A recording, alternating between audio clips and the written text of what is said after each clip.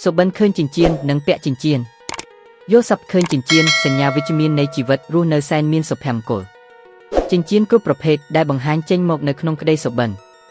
ជាទូទៅមានអត្ថន័យថាផ្លូវជីវិតនឹងក្លាយជាវិជ្ជមានលៀបសក្ការៈចិញ្ចៀនលេចឡើងនៅក្នុងក្តីសុបិនមានន័យថាមានការប្រាជ្ញាចិត្តត្រូវបានធ្វើឡើងដោយនរណាម្នាក់ដែលជិតស្និទ្ធនឹងមានលុយកាក់ឬតំណែងការងារធំដែលប្រុងប្រគល់ឲ្យមកយើងបើឃើញចិញ្ចៀននៅលើម្រាមដៃផ្សារភ្ជាប់នឹងឥទ្ធិពលលើគ្រួសារដែលនឹងឆ្លុះបញ្ចាំងថាពួកគេតែងគិតជាវិជ្ជមានលើអ្នកចិញ្ចៀនអាពាហ៍ពិពាហ៍បង្ហាញថាវាដល់ពេលដែលត្រូវសម្រាកនិងរីករាយមានសុខដុមរមនាចិញ្ចៀនពេជ្រតាក់ទងនឹងអាពាហ៍ពិពាហ៍ឬបើរៀបការរួចហើយបង្ហាញថាអ្នកនឹងទទួលបានរង្វាន់ដែលជាអំណោយថ្លៃៗប្រសិនបើឃើញនរណាម្នាក់ផ្សេងទៀតកំពុងពាក់ចិញ្ចៀននៅក្នុងក្តីសុបិននោះអ្នកទំនងជានឹងមានសំណាងក្នុងក្តីស្រឡាញ់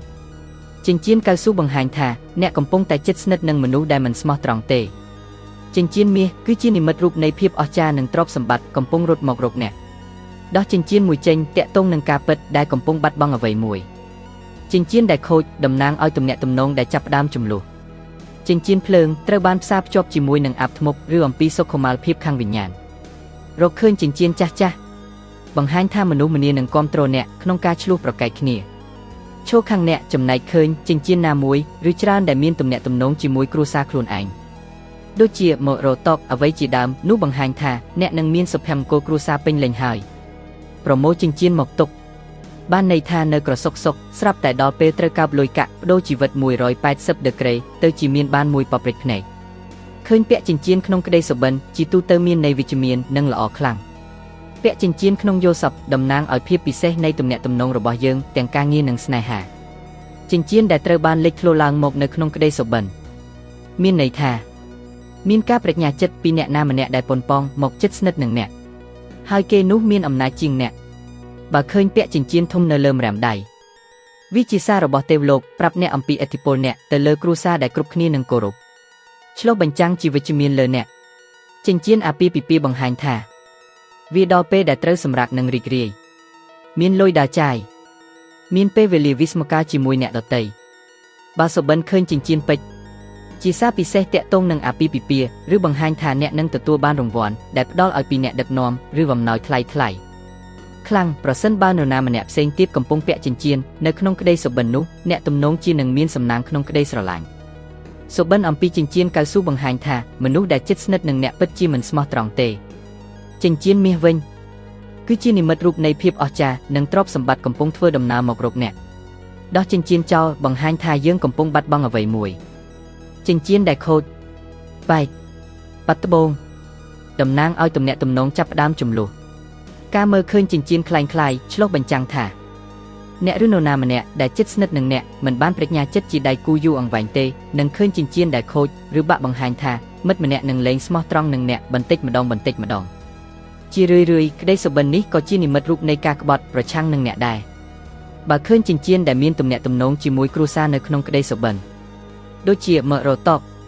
បង្ហាញថាអ្នកមានសុភមង្គលនិងមានមនុស្សក្នុងគ្រួសារនៅគាំទ្រជុំវិញអ្នកចិញ្ចៀនអាពាហ៍ពិពាហ៍ប្រសិនបើយល់សប្តិឃើញនរណាម្នាក់ពាក់ចិញ្ចៀនរៀបការនៅលើម្រាមដៃមានន័យថាចំនួនមិត្តភ័ក្តិរបស់អ្នកនឹងកើនឡើងពេលខាងមុខនេះហើយភាគច្រើនមិត្តភាពថ្មីទាំងនេះនឹងជួយអ្នកអត្ថន័យនៃក្តីសុបិនដែលឃើញមនុស្សចម្លែកពាក់ចិញ្ចៀនអាពាហ៍ពិពាហ៍នៅលើម្រាមដៃរបស់អ្នកគឺអ្នកនឹងទទួលបានជំនួយភ្លាមៗដែលមិនបានរំពឹងទុកឬរង្វាន់ធំដែលនឹងដោះស្រាយរាល់បញ្ហាទាំងអស់របស់អ្នក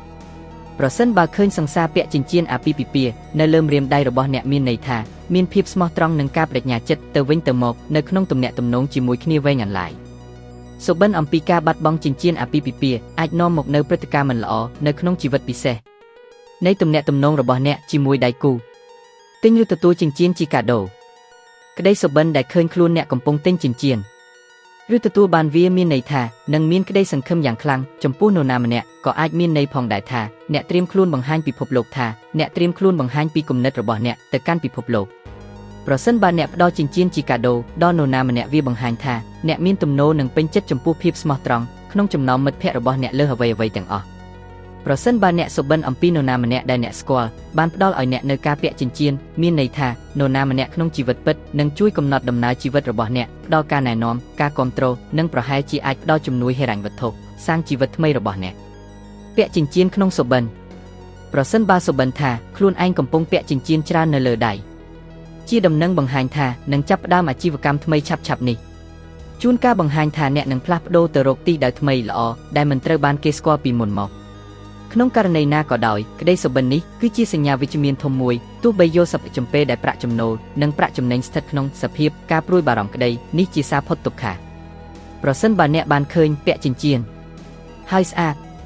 ចិត្តក៏កោតសរសើរវា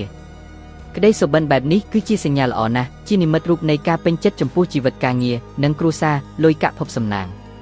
ប្រសិនបើសុបិនឃើញខ្លួនឯងពាក់ចិញ្ចៀនមានដាំត្បូងដូចជាត្បូងកណ្ដៀងត្បូងមរកតទឹមឬពេជ្រភ្ញាក់មកយើងអាចសង្ឃឹមចុះថានឹងមានព្រឹត្តិការណ៍ដ៏សំខាន់មួយកើតឡើងអបអរនៅក្នុងជីវិតរបស់យើងច្បាស់ណាស់នៅពេលដែលអ្នកសុបិនបែបនេះជាសារឋានលើបង្ហាញពីការមានទំនាក់ទំនងស្នេហាឬអំណាចសហជីពជាផ្លូវការធំឡើងហើយយូរអង្វែងចំណែកពេលណាដែលសុបិនឃើញចិញ្ចៀនពាក់ជាច្រើនលើម្រាមដៃ